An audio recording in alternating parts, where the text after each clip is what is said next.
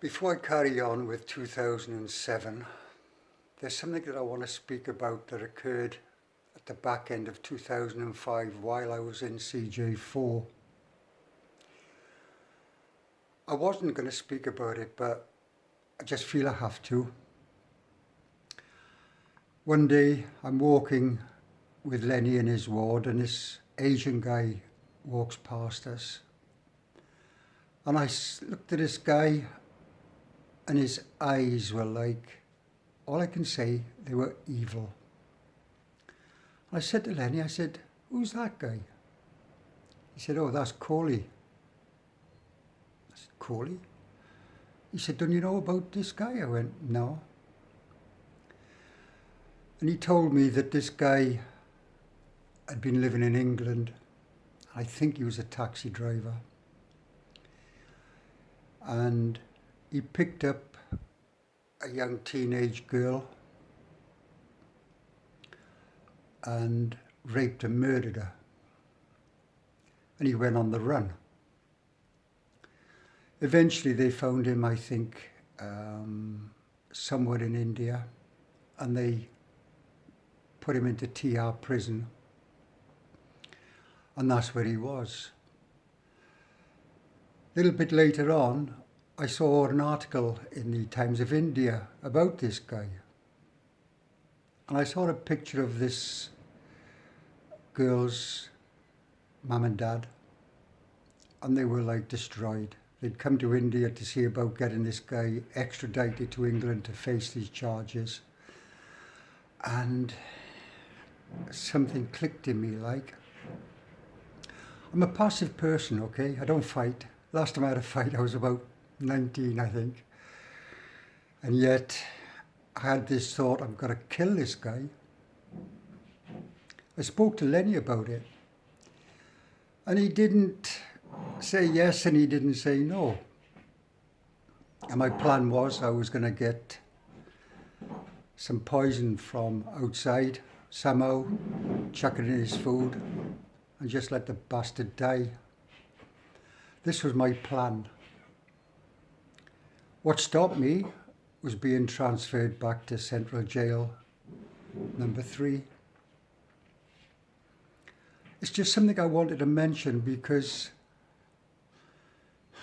you know, I've never thought of killing people in my life, but I would have happily killed this fucking guy. Bottom line, he did get eventually extradited. He did go to court. He was found guilty and he's now in a Category A prison somewhere in England. Anyway, Di, this foreigner that I met back in March, he had the cell next to me. And every morning, as soon as the chai come, he'd come in, make a spliff. So like most mornings from 6 o'clock onwards, I was stoned like. And this day, I'd left Di in my cell and I went over to Ward 5 to see the TNB. I sat with him for some time, had a nice smoke, walked back to my cell, walked in, and it was completely trashed. And I mean trashed. There was stuff everywhere that I'd had anything that was in the cell had been gone through, and it was just strewn all over the cell. It took me 2 hours to sort it all out and put it back to how it should be. And it turned out that I was sat in my cell making a spliff, and the AS came in with some convicts doing a talashi, caught him, and just trashed my cell. I called him all the bastards under the sun, like, and we had a bit of a laugh about it. One day, and I can't remember when this was, but we were sat in the cell, Di and I, having a smoke, and this guard just walked in, one of the ordinary prison guards. And for a moment I froze. I thought, oh Christ, we're in the shitter again, like. And this guy put his hand in his pocket, threw something on the floor to Di, and just walked out. And it was 50 grams of charas. And I said, what's going on? He said, somebody on the outside got this charas from the mountains for me, and they've paid this guard off, and he's just brought it in. And they were like all like chapati type little round things, wrapped up in different coloured cellophane to denote different kinds of charas. And that day we got seriously wasted. That's all I can say. And it was nice. It was very nice. Also during June, I spoke about this in the last video, but another 6 people died of dehydration. One of them was one of the head Saabs. Just died. And I look back and I wonder how we survived there, like, you know. Because 2007, it was like one of the hottest years for a long, long time in Delhi. And it wasn't only in prison that people were dying. People were dying outside in Delhi from dehydration. That's how bad it was. This night, I was sitting in the outside part of the cell, having a smoke, just relaxing, and this cat come. And this cat was mean looking. It had a scar right from the top of his head, right down there like that, and it was quite wide. And I went to put my hand through the bars, and he went like this, so I thought, no, not yet. Anyway, every night this cat, it would come. And one night, I'd got a boiled egg, and I cracked this open, and I flicked it through the bars, and he took this and munched it up. From that point on, until I left Tihar, this cat would actually come into my cell before the lockup and stay with me all night. It would sleep on my chest. It had me a few times with his claws. And this cat was called Dost, which I believe is friend. And I loved this cat. From that time onwards, every day, because various people in the jail were getting boiled eggs, I used to go around and I'd give me your egg. And I used to get 2 or 3 eggs, and Dost would come into the cell.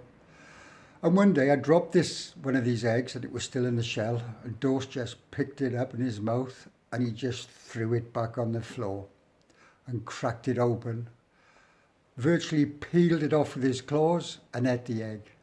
So that was a daily treat for this cat. At some point, he disappeared for about 2 months.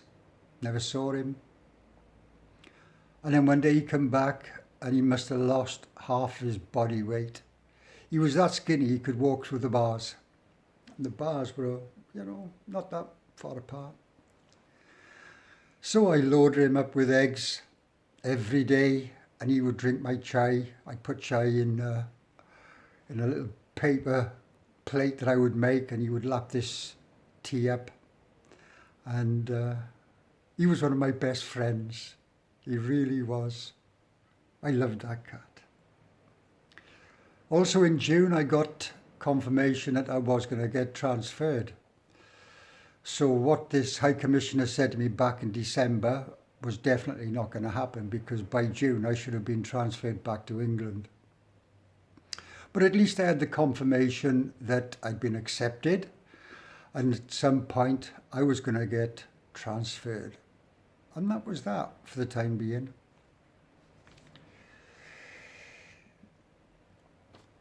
On the 19th of June, I decided to stop eating. At that time, I didn't know why. I just thought, I'm not going to eat. So I was living on 2 litres of tea a day and a litre of watered down milk that I used to make coffee with. And that was that. No food, no fruit, no bread, no rice, dal, nothing like that. just tea and milk. This carried on and on and on. And one day I went to see TNB, and Bjorn was with him. And he said, Steve, I'm really worried about you, like. This was, I don't know, back end of July maybe. I said, why? He said, look, I know what you like. I know you're not eating. And he said, if you carry on, you know, you're going to die. At that time, I always carried a pendulum in my pocket. So I whipped out this pendulum and I said to Bjorn and TNB, I said, okay, ask a question, whatever you want to ask. So Bjorn said, should Steve stop this fasting? And the answer was no, plain no. And I looked at TNB. I said, you're going to ask? And he just shook his head. So I said, okay, I'll ask. So I just said to the pendulum, am I going to die in Tihar because of this fasting? And the answer was straight away, no. Big smile come on his face. I said, you happy now? He said, yeah, man, thank you. And that was that.